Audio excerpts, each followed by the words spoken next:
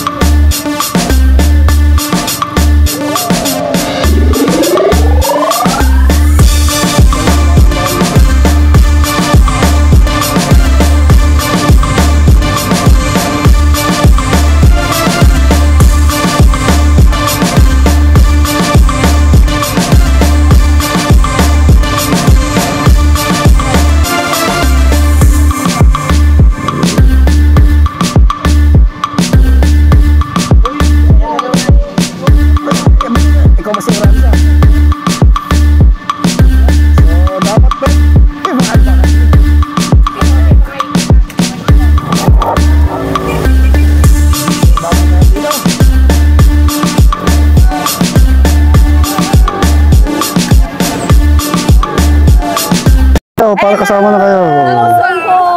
Yun. Ang mga fans dito ha. Okay, ito na. Tignan natin kung nakawala na rito si Ronald Loranza. Andito pa rin si Ronald. Mangat na sa kanan Ronald Loranza. Kasunod na itong si Calcada Carapan. Si Pariñas. Ito na si Ronald Loranza. Hatak-hatak itong grupo. So nasa harapan na si Ronald Loranza. Naputol na itong grupo natin ha. Hatak ni Oranza itong buong grupo. Uy, nagkakaproblema itong bike niya idol ha. Nasa harapan na si Oranza. So may nabuo na tayong breakaway sa harap. I think Ronald Oranza na yung nasa harapan. Napag-iwanan na itong ating second group. Tignan kung mag-ahabol pa ito. Maraming Dandex dito. So may didikit pa nila dun sa ating mga breakaway. Hindi ko matansya kung ilan yung breakaway. I think mga 2 to 3 riders yung ating breakaway sa harap ha. Si Calcal yata yung andon. Go for gold. Uy, humabol yung Dandex. Sinundan kaagad ni 7-Eleven si Daniel Jos Corpus. Basta si Oranza yung nasa harap. Ronald Oranza na yung nasa harapan. And si James Paul Escobian. Tignan natin kung makakadikit pa itong mga grupo na to. Madami itong ating second group ha. So andito yung mga Dandex saka 7-Eleven. Umangat na si Nino. So tumataka si Nino.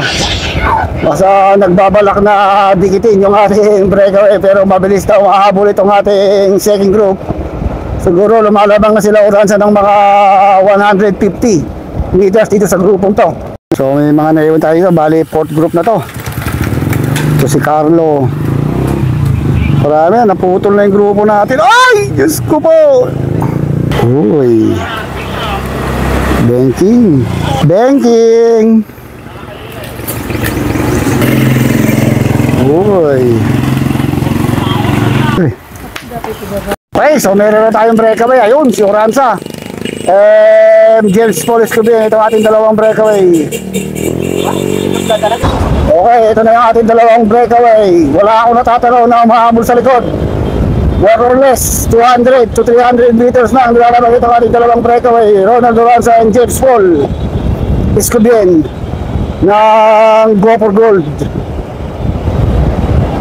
So mabilis yung takbo, 46 kilometers per hour. So talagang hindi ba ikakaila na talagang lumalakas na rin itong si James Paul Escobian na Go for Gold. Kaya na talaga itong sumabay sa mga pro eh. O kaya nga no, ang bilis ng takbo, 55 kilometers per hour. Ronald Oranza pa rin yung nagdadala ng trangko, lumilingon sa likuran. Pero wala tayong nakikita na amoy na nagbabanta. Oh, na humabol dito sa ating dalawang breakaway. Go for Gold and maybe.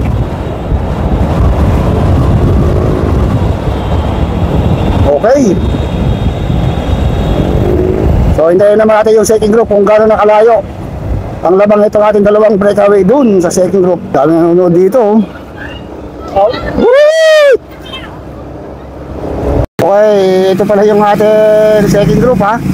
Almost 300 meters ang lamang ng ating breakaway dito sa ating second group. Mukhang nagpakiramdaman na rito ha. Tignan natin kung mag-aabol pa. Dominic Perez andito, yung mga 7-Eleven, Dandex, Tarlac. Yun oh.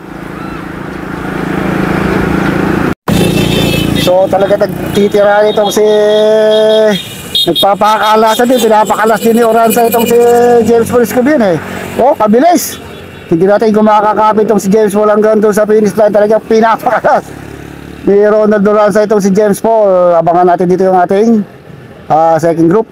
Okay, medyo lumalapit ng bagay itong ating second group. Lumalapit, Ninyo Lim itong umahatak.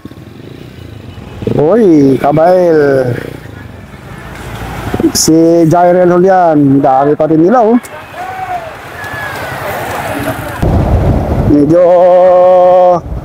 Medyo mabilis na itong takbo ng ating second group. Tignan natin kung makakadikit pa, pero napakabilis din ng takbo ni Ronald Oranza and James Paul. Tata dito sa mga tao dito, yun.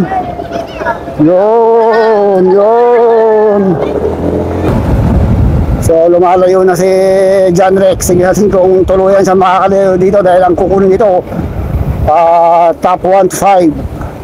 Andito si Dominic Perez, Ervin Zana, Jezreel Launico, Daniel Jos Corpus, Jairel Julian. Meron tayong dalawa na pumapaharap ha, tumatakas dito.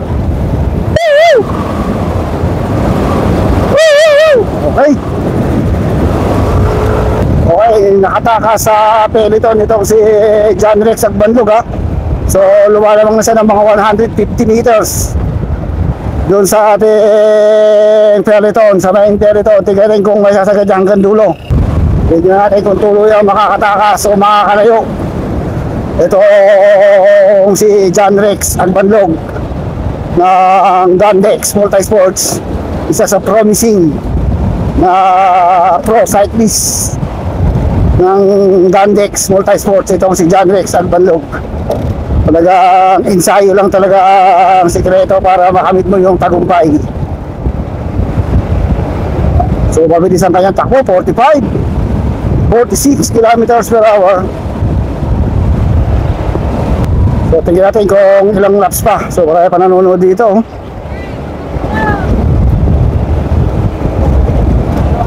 Last two laps. Oy. Okay, kung madidikyan pa niya si John Rex ha. Woo! Nagkaangatan na rito. Oh, Diyos ko. Paldo. So, solo na. Nagtagumpay na mapakalas ni Ronald Oranza itong si James Paul Escobian. So, solo na talaga. So, solo na itong si Ronald Oranza. Lumalamang na sila mga 120 meters kay James Paul Escobian. Siyempre para sigurado. Dahil mahirap kapag sarimatihan. Dahil sprinter din kasi si James Paul Escobian. Kaya nagsigurado itong si Ronald Oranza na pakalasin yung go for gold na si James Paul. So dahil mga nanonood dito. So mabilis ang takbo itong si Ronald Oranza, 55 kilometers per hour. Talagang mahirap pa rin talaga kahit na medyo may edad na ito kumpara doon kay James Paul na batang bata. Talagang mahirap mo pa rin talagang sabayan o talunin yung pro na napakarami ng karanasan pagdating sa karera. Huwag lang masisiraan ha. Hindi pa sigurado to dahil meron pa tayong isang lap. May posibilidad pang dumikit si James Paul dahil 150 meters lang ang lamang itong si Ronald Oranza. Yun parang wala lang ha. Parang nagchichill lang pero badiin yung kanyang takbo itong si Ronald. Mga nanonood dito yung so ito si James Paul. Shoutout idol. So, talagang dito ko makikita masusubok yung lakas mo kapag napasabay ka o nakasama mo sa breakaway sa grupo yung isa sa superstar ng Philippine cycling na si Ronald Loranza. Kita-kita natin lumamang na si Loranza ng mga 200 meters dito kay James Paul Escobien ng Go for Gold, pero batang bata pa to, amateur pa lang ito ha. Talaga sinubok din ni Ronald Loranza kung gaano ang tatag ng batang to, at sinubok din ni James Paul Escobien ang lakas niya kung kaya niya si Ronald Loranza. Ha? Sabay! So final na, final. Bilisan mo, baka abutan ka pa. Ay, last. Oh, final lap. Final lap yung Kimani. Ito pala yung ating solo second group ha. Si John Rex Agbanlog. So lumalapit pa kay John Rex Agbanlog tong grupon to. Titignan natin kung madidikitan pa si John Rex Agbanlog dahil last lap pagbalik remote yan. Isa si Cabael, Launico, si Daniel Jos, Nino Lim.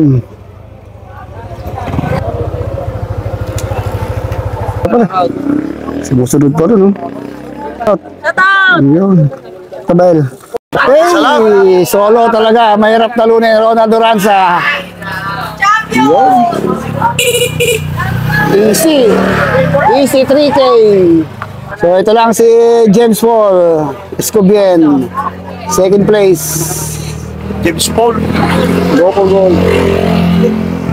Ko si John Rex pa rin. Nako, hindi nabutan. So third place ito. Dandex. Si John Rex Agbanlog ng Team Dandex. Yun. Good. Tonari Matia. Umangat sa kaluwa. 7-11. Jerry Cabela. Sagara na.